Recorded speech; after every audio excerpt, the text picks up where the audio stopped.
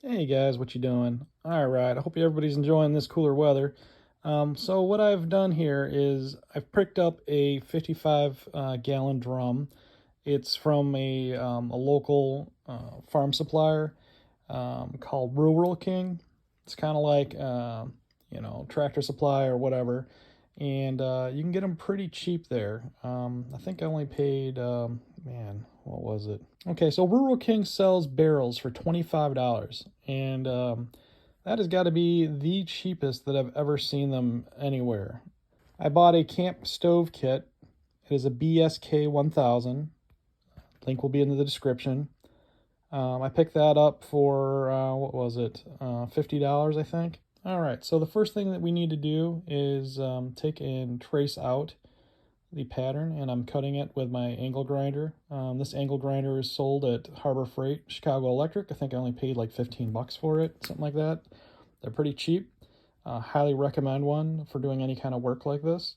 You could use, a plasma torch or a jigsaw, but honestly, angle grinders are the cheapest and the best way to do things very quickly and cheap and easy. I'm also cutting out the bottom vent as well. This one's a little bit trickier, but I took and I sized that up nice. It doesn't need to be perfect because the cover will fit it really well. The next thing that I need to do is trace the holes. So I'm just taking a black magic marker and going ahead and putting the dots where I need to drill the spots on. And then I'm drilling it out. This will be held in with bolts. I'm just setting it on my little portable stand here, and then I'm drilling out some spots for the legs to go. Again, I'm just running bolts through the legs and getting it as even and lined up as I can so it doesn't rock any. That's why I'm using the board. Now I kind of did something silly here on the back. The bolts go through and then you got to reach the nut. So I don't know, I did something stupid. I just took and I put the nut on a stick and kind of, held the nut in place and then screwed it in. One of my other users that watched this said, why didn't you just put it through the hole where the chimney is? And you know what? You're right. That is the smart way to do it. So what I'm doing here is really stupid. If you want to be stupid, you can do it this way like I did. But honestly, do it the other way like the other guy said. It is a lot smarter. Save yourself a lot of headache and not waste time like I did. I don't know why I did this. Wasn't thinking on this one, so whatever. You got me on that one. All right, now the top. This is the hole that I was talking about I could have used for the legs. But I'm putting the flue thing on there, where the flue is, outlining it, marking it for the bolt holes. And then once again, I'm going to use my little handy angle grinder and cut it out. Yeah, you can't cut out perfect circles, but you can cut out somewhat of a circle if you kind of, make it kind of octagonal and whatever. You almost get a round hole out of it. So it'll work. This doesn't need to be pretty. You won't see the hole anyway because, again, the part that we're going to put on top just overlaps the hole, so you don't see that, so who cares? This is a thermal paste that I'm using. I forgot the name of it. I'll put the link in the description if you guys want to purchase it.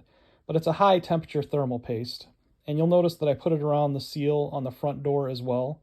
It's gray in color. They sell this at Family Farm and Home, I think is where I got it, which again is another farm supplier, kind of like Tractor Supply, which most people know of. We have a lot of them out by us. We have Rural King, which is kind of like a Walmart but Tractor Supply. They got a ton of stuff. We got Tractor Supply, which everybody I think knows about, and then Family Farm and Home. Yeah, we've got a lot of options out here in mid-Michigan where we're located.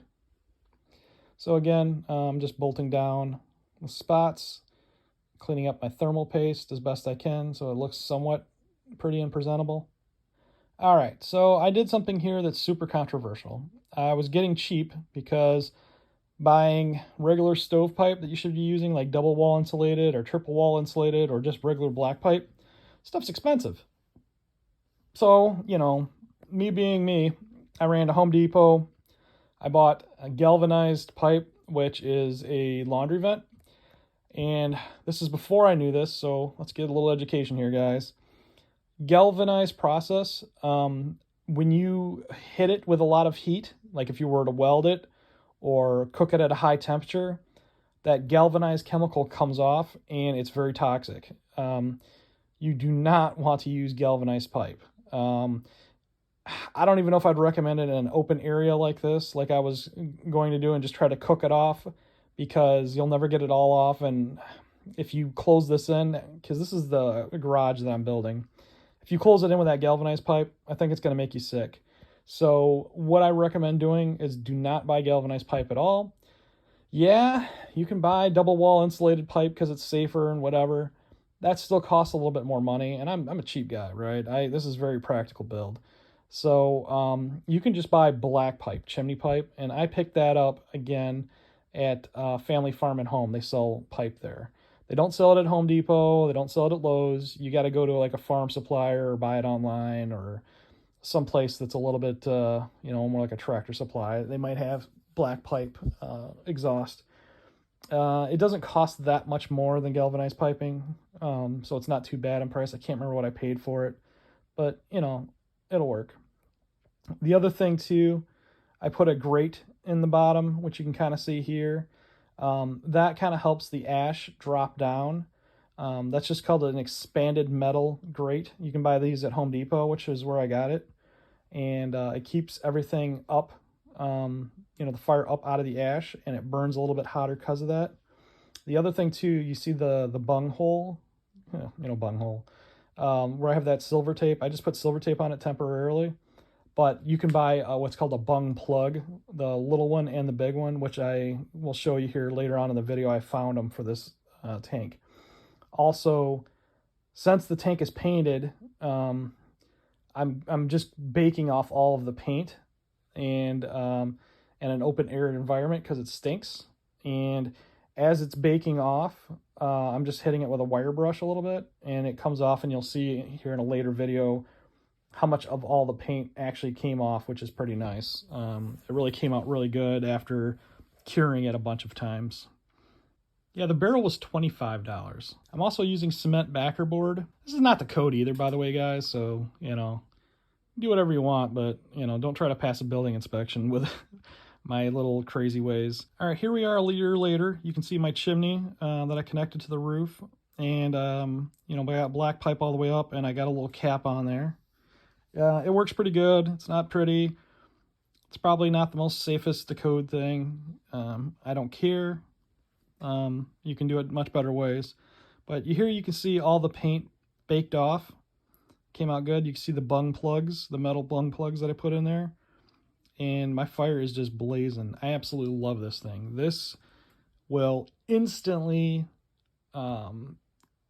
heat up a large garage. My garage is a what is it? It's 12 foot wide. It's 36 long, and it's 2 stories, and it heats up both floors very well. You can see the doors getting a little bit rusty.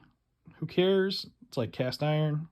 It just looks like patina to me, and you'll be pretty happy with that. So here I have the cement wall divider. I'm just using cinder blocks that I stacked up just to protect all of my highly explosive paints. But there's no heat, okay, guys? Again,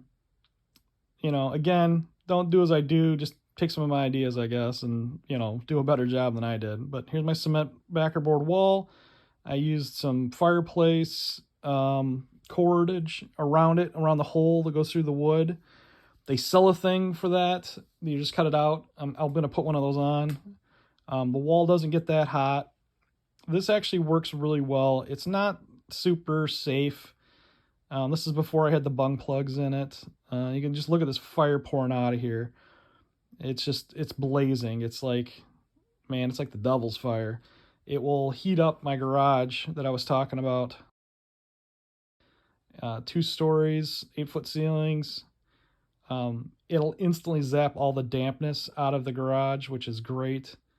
I have the adjustable flue here, so I can kind of turn it down and adjust it.